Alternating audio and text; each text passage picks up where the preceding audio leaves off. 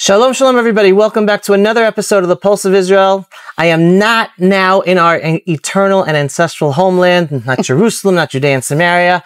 I'm in beautiful Denver, Colorado with Vicki Trachten-Schwartz, who does so much for Israel and the Jewish people, and that's why we're having this interview today. So, shalom, Vicki.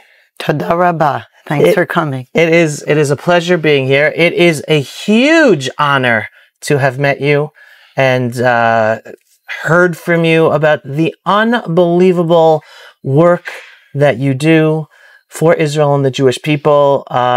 Vicki was showing me videos of all these different people and projects across the land of Israel, all the way from up north to down south, that she is inspired by and helps get the word out there and help people support and help.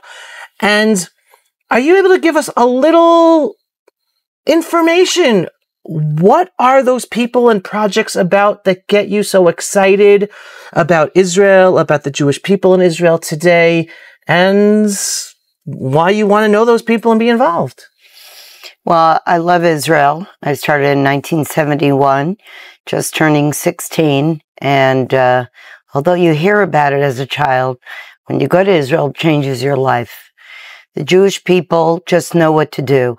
I call Israel like an ant colony. They never stop working. They never stop helping. They never stop distributing the love that is needed to keep Israel strong. I travel Israel because it's like a tzitzis. I go to every corner of Israel, and I never know where I'm going to stop along the way. I've had some help about 18 years ago when I was doing started doing very serious work for my family. I have a friend down the street, Rini Brilliant, whose brother happens to be Tal Brody. And she said, all right, you're going to go, you're going to meet my brother, and it's going to change your life. And then I met a great guy named Rami Sephardi, and we have traveled every inch of Israel. And actually this fall when I go back, I'm actually going to go to a piece of land in the Arava that I've never seen. I pay attention to Jews. I pay attention to the population, to who we're saving every single day, whether it's Ethiopians or those that came from Vietnam. And it doesn't take much to make a Jew happy. It just takes love, support, kindness, and authenticity. And again, I only have seen some of the amazing people you've interviewed and the different work and projects they work on, whether it's on the southern border outside of Gaza, helping youth, helping Jewish youth, Ethiopian youth, Bedouin youth, PTSD soldiers from this war, farms, protecting the land, farming the land, social projects. It's like unbelievable the amount of people and projects that Vicki knows about in Israel. But what excites me the most is not the individual projects. It's what you take from the people of Israel and these projects that you try to give over to everyone you know, especially to American Jews and American Jewry. So can you expand upon that? Like what's that excitement that shows Israel in such a light that you want to get across?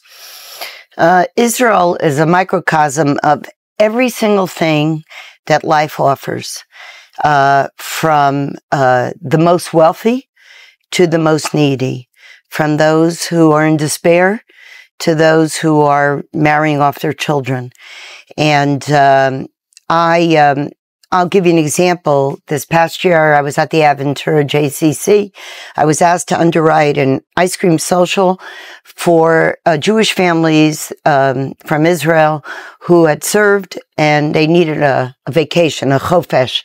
So there were a group of gorgeous Israeli men, and of course I sat down, and they're in these are men, the men of men. One's an F-16 pilot, one is in the reserves, but they just know how to live Israel in such a beautiful way. And this one fella, his name is Barak Cohen, tells me what they're doing, these new PTSD farms all along the Negev. And that's one of the many projects I've seen. I saw 2 of them, and then I saw the land where they're going to build the new one. And actually, my husband, Rob Schwartz, and I drove down there. And what I love about Israel is that nobody waits for permission to do what is needed in Eretz Israel. You do not need permission to build a country and to live it. All around the world, people are always looking for somebody else to do for them. Israel does for themselves. They initiate, they take pride, and whether it's Hashomer Chadash with building schools for kids to get them away from the community and learn how to become farmers, from the Nest in Ashkelon, where 84 families come, at the poor neighborhoods, not the beautiful neighborhoods, where there's counseling and children have a safe place to go. To the north in Herfesh, where for years I've been meeting with the Druze, talking about it, doing after-school projects with them. And I would be remiss not to talk about my sister Roberta, who often gets in the car with me, and my nephew Blake, who served in the last Gaza war and does a lot of preliminary work for us. It takes a team, it takes a nation, and it takes the Jewish people. We have the best DNA in the world because we don't stop. We are strong, we are powerful, and we make just the necessary changes we have to make so that no one will ever tell us where we can live, how we can live, and what we can do for one another. And from all of this, especially in this war, we're 2 years into this war, again, a multi-front war, growing Jew hatred, even in America, despite the fact that of what happened to us, the biggest tragedy since the Holocaust, and even Jews doubting their identity as Jews, they wanting to identify with Israel, throwing their own brethren, their own country under the bus. What do you think you would want American Jews or all Jews in the diaspora to take about Israel from all of your activity and knowledge of all these people and projects? Well, as Avi spoke last night, that he did a great lecture on missiles to miracles. American Jews don't even know what they have. They have a basket of miracles. They just don't know how to identify it. And it's easy for them to allow people to slander them. But we haven't been here for 3,500 years. We're in the month of Elul. We're rising up. We're going to take care of our Hamans, our Hamases. And for those who want to get on the bus with an Avi, with me, with my husband, Rob Schwartz, who's made 2 fantastic films, and moving on to show the Jewish world what cinematography can do to strengthen us. We can't take everybody on the bus with us. There are always doubters. There are always people that don't know about the Chumash, about what Hashem has given us. And we have to get back to shul, find a rabbi, learn about how special you are, and don't take Judaism for granted. And in that way, you'll take the noise of those doubters and you'll find the strength, just like my friends in Denver who came with me last night to hear Avi. We have a core group of women. And for anybody who watches this video, if you want to be with women who love Israel, love our children, love Lador Vador and Chumash and Hashem, join us. We're not going anywhere. We might be a little older. I've been doing this, as I said, since 1971. We're not going anywhere. Join the Jewish people, and you will be very, very happy, and you will let the noise of others who want to discourage you move to the sidelines. And as Avi says, You got to go to Israel to know the strength and the miracles of Eretz Israel and its people. Literally, I've seen pretty much every program that Israel offers as something as small, and I will say this. It was a cold, rainy day in Jerusalem. My sister and I were taken by Rami to a dormitory. The lower level is for lone soldiers, where soldiers from all over the world have a chance to play a little ping pong, little billiards, sit around. And upstairs are all these women who finished the IDF, but come from dysfunctional families. They can't go home. It could be that they were a religious family or a divorced family. And they said to me that there's a girl, we call them small people, we used to call them midgets, and all she wants to do is get a driver's license. In Israel, it's very expensive to get a driver's license. I don't know if people understand that. And they said to our family, she needs $2,500 so that she can have a special seat so she could drive like anybody else. Of course. Of course, $2,500. What we spend on material things in America is nothing. As they say in Yiddish, it's garnished. Of course she's going to drive like everybody else. Of course she'll never feel small in Eretz Yisrael. She's tall, and she just wants to drive like everybody else. That's the great equalizer of Israel. That you drive and you stand like everybody, you sit like everybody, you eat like everybody. You want a place to go for Shabbos? You go to the market on Friday and you'll find somebody who says, you look a little lost. You come to me for Shabbos. Right.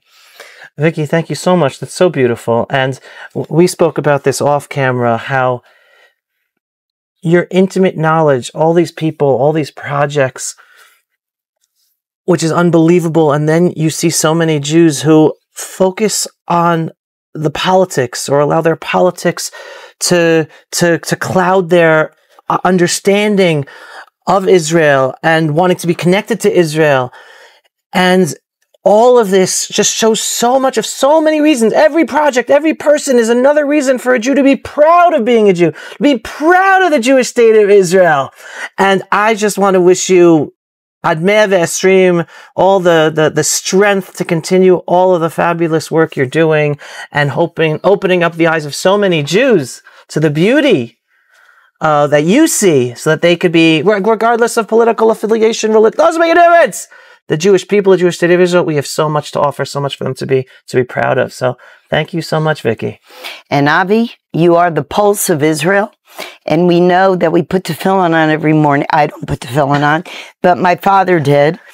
And he used to say to me, Vicki, whatever you want to tell me when I'm wearing my tefillin and my talis, because that's Shema Yisrael. And he would say, Vicki, tell me what you need to tell me, the hard stuff, the stuff that you might not want to look at me when you're telling me about what it's like to grow up and the strategy of becoming a mature person.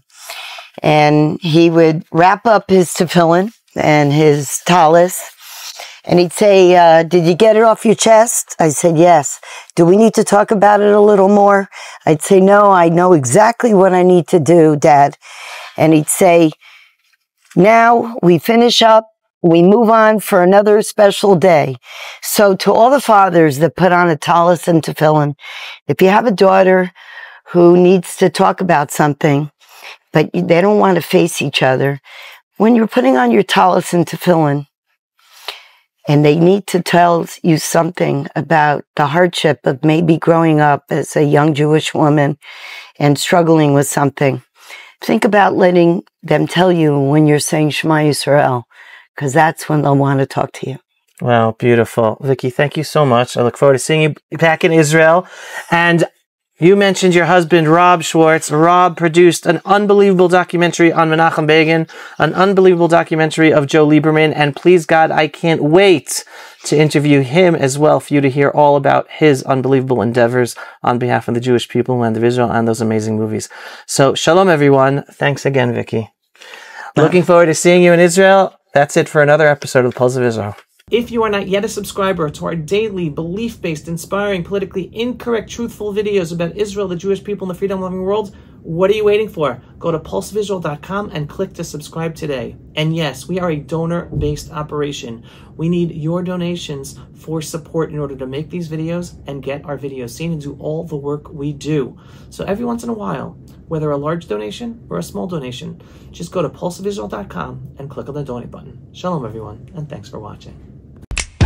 Pulse of Israel, frontline videos from the Holy Land. Support our work by donating today.